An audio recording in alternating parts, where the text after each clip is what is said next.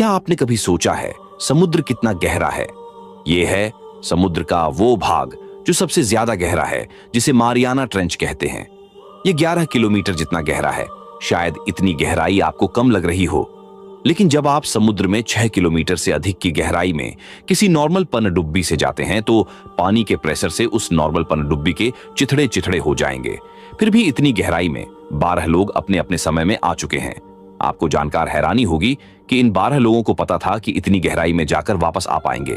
इसकी गारंटी नहीं है, फिर भी ये लोग गए, जिसमें विक्टर वोस्ट्रोबो नाम का यह व्यक्ति समुद्र की सबसे ज्यादा गहराई में जा चुका है, जिसका रिकॉर्ड कोई नहीं तोड़ पाया। लेकिन क्या समुद्र की असल गहराई बस इतनी है? इसका जवाब है नहीं, क्योंकि समुद्र की असल गहराई इससे भी ज्यादा हो सकती है, क्योंकि अभी तक समुद्र को सिर्फ 5% ही खोजा जा चुका है। लेकिन उन 5% में क्या क्या मिला, इसे आप मेरे चैनल में जाकर देख सकते हैं।